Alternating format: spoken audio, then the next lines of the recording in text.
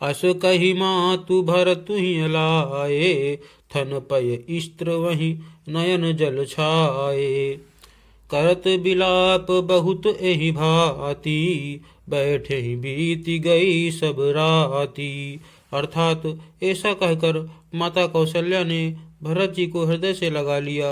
उनके स्तनों से दूध बहने लगा और नेत्रों में प्रेम अश्रुओं का जल छा गया। इस प्रकार बहुत विलाप करते हुए सारी रात बैठे बीत गई।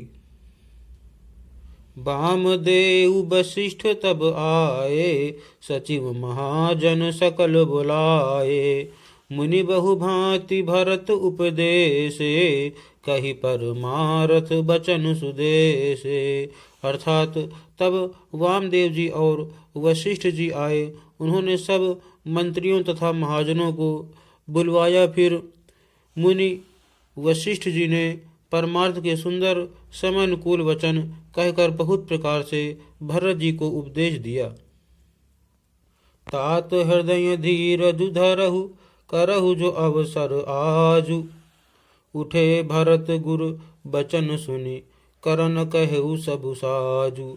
अर्थात वशिष्ठ जी ने कहा, हे तात, हृदय में धीरज धरो और आज जिस कार्य के करने का अवसर है उसे करो। गुरु जी के वचन सुनकर भरत जी उठे और उन्होंने सब तैयारी करने के लिए कहा। नृप तनु वेद विदित अनुवावा, परम विचित्र विमानु बनावा। गही पद भरत मातु सब राखी, रही रानी दर्शन अभिलाषी। अर्थात वेदों में बताई हुई विधि से राजा की देह को स्नान कराया गया और परम विचित्र विमान बनाया गया। भरत जी ने सब माताओं को चरण पकड़कर रखा, अर्थात प्रार्थना करके उनको सती होने से रोक लिया। वे रानियां भी श्री राम के दर्शन की अभिलाषा से रह गईं। चंदन अगर भार बहु आए, अमित अनेक सुगंध सुहाए। सरजु तीर रचि चिता बनाई, जनु सुरपुर सोपान सुहाई। अर्थात चंदन और अगर के तथा और भी अनेकों प्रकार के अपार कपूर, गुग्गुल, केसर आदि सुगंध द्रव्यों के बहुत से बोझ आए।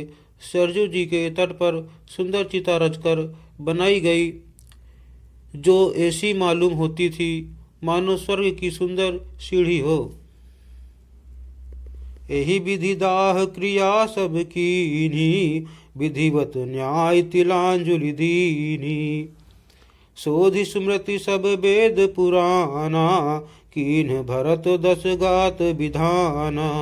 अर्थात इस प्रकार सब दाह क्रिया की गई और सबने विधि पूर्वक स्नान करके तिलांजलि दी। फिर वेद स्मृति और पुराण सबका मत निश्चय करके उसके अनुसार भरत जी ने पिता का 10 गात्र विधान 10 दिनों के कृत्य किया।